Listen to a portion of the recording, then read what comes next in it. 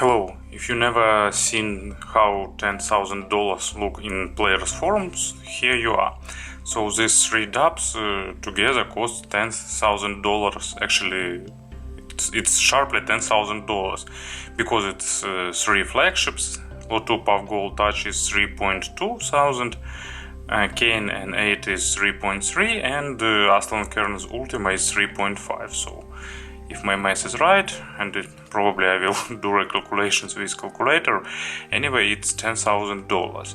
And you know, it's really expensive, and if you are buying such expensive player, you want to have the best sound and the best everything. And actually all these three dubs have their own pluses and minuses, and I don't know, is it possible to select the single one? In this review I will probably try to compare them, but don't expect that I will name the best or the worst, because it's highly dependent on your tastes and on your preferences and what you need. So I will just try to describe them, their features, and what to choose is totally up to you. Let's probably move in price ascending order. And let's start from Lotoo Puff Gold. First of all, you know, those dubs are sharing some similar features. For example, they all use AK-4497 as a digital to analog converters, and I think it's a must-have for modern dub. They all have USB-C for charging, and they all are pretty powerful, but more of them when I will talk about them. They all use sensor screens and so on. So Lotoo Puff Gold. Lotoo is a well-known Chinese company, created Lotoo Puff Gold, and actually this new model is Lotoo Puff Gold Touch. It's updated version of their flagship model, introduced in 2014. Of course, first version, classical Lotoo Puff Gold, was introduced in 2014, and this model was announced, if I remember right, in 2017, and then they've developed it in-house, and it was announced last year. So it offers a really nice modern design, slim but really convenient. Actually, speaking about sizes, let's make some size comparisons. For example, with Cayin, as you can see, Cayin is longer, it's also wider, and thickness is probably about the same. And with Astell&Kern is noticeably bigger but a bit slimmer. So what it has: AK-4497 is digital to analog converter, and amplification that is capable of outputting 500 milliwatts for 32 ohms load, so it's pretty efficient even with full-sized headphones. Nice control buttons, pretty big and easy to operate. Good volume wheel, regular and balanced output, that is Pentacon. Micro USB for charging and to access the data. Also it can be used as digital to analog converter. It uses full-size SD cards. And firmware is own. It's not based on Android or some other operation systems. It's developed by Lotoo themselves. It has Wi-Fi and Bluetooth with LDAC and so on, but no streaming media supported. Maybe streaming media support will be added later, but it's not sure. So of course feature set is absolutely common for modern dubs: media library, mass management, and so on. So I won't go deep into describing firmware of this dub. I already reviewed all that models, so if you are interested, I will put the links into description. You can find out information about players in more detailed information about the players. What is, I'd say, unique for this model, it's a lot of sound options, so you can customize outputs separately, you can customize a lot of options, and another great feature of this player is parametric equalizer. So let's add new equalizer, add some name, and you can select 5 different bands. You can select for base frequency, you can select gain for this frequency. So let's, for example, let's change frequency, gain, let's make a big hump here, adding plus 9 decibels, and you can adjust all that you will need for this band. So really good working equalizer. When you learn how it's working, it's probably the best way of adjusting sound of all these three models. It's the perfect model for those who'd like to, well, yeah, let's save it. And if I don't want it, I can delete it. So it's the best model for those who like some sound tuning. It has probably the best equalizer implementation, and it's not distorting sound absolutely, and also it has good sound enhancer named ATE, Acoustic Timbre Enhancer. Really convenient to use. Sonically, this model is neutral, really well balanced, probably not not monitoring neutral, but it's neutral in terms of natural sound. It's really natural, really good, really musical, but without any coloration. A slight coloration here is a bit of added emotions on the upper mid, so it's adding a bit of forwardness to vocals and so on. Imaginary stage, of course, is good, both in width and in depth. It's almost as good in width, those have almost same width. Depth here is a bit less than here, and gain is smaller in both dimensions, but not big, not noticeable, of course.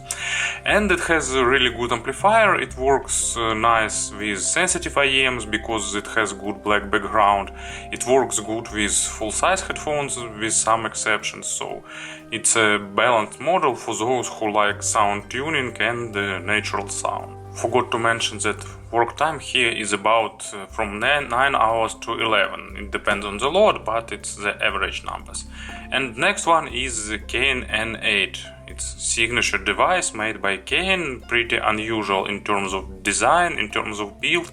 It's made of stainless steel with tempered glass insert on the back panel. You see, it looks really stylish, but probably you will need a case for protection, because I'm not sure how it will behave if you drop it, but let's better not to drop it. Stainless steel, interesting knobs, button with LED indicator. They are a bit wiggling and a bit loose, so pay close attention. It's button used to turn it on and off. Also, it changes volume, but pressing it will lock the screen and turn it on and off. And this one is for play pause, and also you can use it to toggle the tracks. Pretty unusual schema. This LED indicates resolution of the file playing now, and this button will return you to now playing screen or to the main menu. It has three different outputs: line out, headphones output, and balanced output that also can be used as a balanced line out. Pretty interesting feature of this DAB, it has a lot of adapters in the accessory set. You will have adapters for almost any usage, to output signal via coaxial, to attach it to balanced out of some amplifier. It's adapter from this Pentacon to two XLR connectors, and so on. In terms of driving power, this one is the most powerful. It has special high power mode. In this power mode, it's capable of outputting up to 200 milliwatts for 300 ohms load. Of course, it's from balanced output and it will drain battery quickly, but it's really powerful and can drive some full-size headphones with ease. And another interesting feature that this output can, for this output you can select do you need solid state amplification or tube. Cayin engineers done really great work in putting Korg new tubes inside of this DAB. They've solved a lot of problems, for example shock protection and heat dispersion, so they've done a lot of tasks to put Korg new tubes here, and you can select which output you want. In terms of battery lifetime, you will have from 6 to 9 hours depending on the power and outputs. And with this player you will actually get 3 different signatures.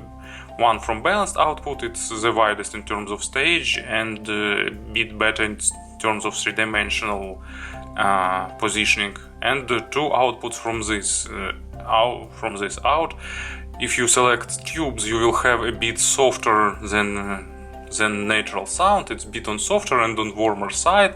It sounds perfect with about 20% of tracks, mainly with jazz music, for example, at least for me subjectively. And from solid state output, it's a bit aggressive and forward sound, so it's highlighting a bit low frequencies, it's highlighting a bit aggression on the mids, and it has a bit forward treble, so it's a model for those who prefer such forward signature with accented frequencies. Another feature is pretty common: microSD card. It has 128 gigabytes of own flash. It has I2S digital output, so you can connect it to the compatible digital to analog converters. And probably it's the model for those who want to some a bit colored signature, but recommendations I will keep for a bit later. Screen here is the smallest of all those 3, and as operation system here used own Cayin operation system. It also has Wi-Fi, it has Bluetooth with LDAC, all that features, but no streaming media here too. Pretty similar media organizer, a bit less settings, but anyway, probably everything that you can expect from the modern digital audio player it has, except of those streaming media, but it's a matter of what you will need, of what you won't need. Probably people who are buying such expensive dubs will use DSD or high resolution flex with them. And the most expensive and probably the most famous model, it's Astell&Kern SP1000 or Ultima. It was announced in 2017, and actually it's probable that this year they will upgrade it. It's of course just a rumor. Some say that upgrade will be released in really soon in Munich during high-end show, but it's just a rumors, no exact information. Usually upgrade cycle for Astell&Kern is 2 years, and these 2 years are almost so this model already exists for 2 years on the market, so probably it can be replaced, but maybe no, because it's really high-end device, but we'll live and we'll see. Astell&Kern really likes experiments with interesting materials, and this dub available in stainless steel version and in copper. Sonically they are identical. I did A/B tests and didn't find any differences in sound, so I prefer this copper version. Really stylish, really nice looking, really slim design. Of course it's typical Astell&Kern with all these bevels, with all these sharp edges and everything that is typical for this company. What else I can say? Carbon on the back panel. On the front panel there is pretty big screen, and that's why this player is pretty large. It's probably not the pocket model. It has 256 gigabytes of flash memory, and it can be extended via microSD cards. 2 outputs, regular and 2.5mm balanced. Volume and track navigation bar. Actually not volume, of course, playback and navigation buttons. Volume control, it also can be clickable, and it can be used to turn player on and off, to lock the screen, to change the volume. On the bottom there is USB-C for charging and to use it as digital to analog converter, and this connector for external amplifiers, but actually Astell&Kern didn't release any amplifiers for it. I'm not sure will they do that, maybe yes, maybe no, who knows. So it has pretty big screen, of course, it's it has nice firmware, and it's the only dub that supports Android applications, and so it supports streaming media. You can install some services, only whitelisted ones, but anyway, it has Tidal, Deezer, and many other pretty popular applications. In terms of output power, it's 3.9 volts RMS maximum, so it's not the most powerful model. It's created mainly for the in-ear monitors, but of course it will drive also full-size scans with normal sensitivity without any problems. So of course it offers nice black background and all other features that you can probably expect from the high-end dub. In terms of sound, it's really close to Puff Gold Touch, or actually Puff Gold Touch close to Ultima, I'm not sure here. But with the main difference is that it has this signature Astell&Kern sound coloration. So, you know, all Astell&Kern dubs are about this coloration. I can probably call it fluid mids. Like all notes are highlighted, but they transition fluently. But you know, it's not sounding unnatural, and this coloration, you know, it's actually adding sense of more natural sounding. So it's Astell&Kern engineers found that really unique sounding for their dubs. It's hard to explain it with words probably, but if you heard, for example, SR15 or AK320, some previous models made by Astell&Kern, then you can probably get an idea about this sound.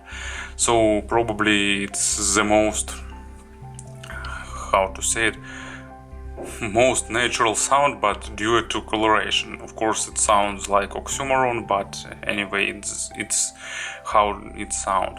Also it's pretty long working. Battery lifetime is about 11-12 hours depending on load, and it's definitely good features. Of course it has Wi-Fi, it has Bluetooth, it has DLNA support, special Astell&Kern Connect app. Actually about Bluetooth, it doesn't support LDAC, but it supports aptX HD, so different sets of high-end codecs. And it's the most expensive one out of those three. So to summarize everything, how you should select the dubs. If you need streaming media and if you need DLNAs and so on, then Astell&Kern is the only option for you. The SP1000 or its more affordable brother SP1000M, it's a bit more affordable and a bit not so good in sound, but anyway still nice model.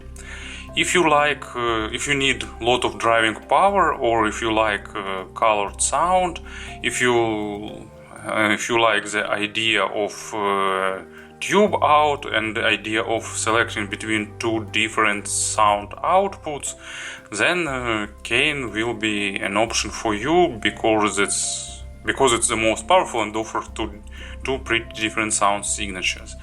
And if you need more driving power than Astell&Kern offers, but you don't want, but you want more battery lifetime, or if you like its design, or if you like actually idea of tuning the sound, if you need a good equalizer, if you need black background for sensitive IEMs while player can drive full-size headphones too, then Lotoo Puff Gold Touch is an option for you. In terms of styles and genres, probably I'd prefer this one for rock music, this one I'd prefer for some classical music, and this one for me is best for jazz, it's good for orchestral classics and so on. But of course it's subjective and it's a matter of taste. So here was 3 most expensive dubs and their comparison review.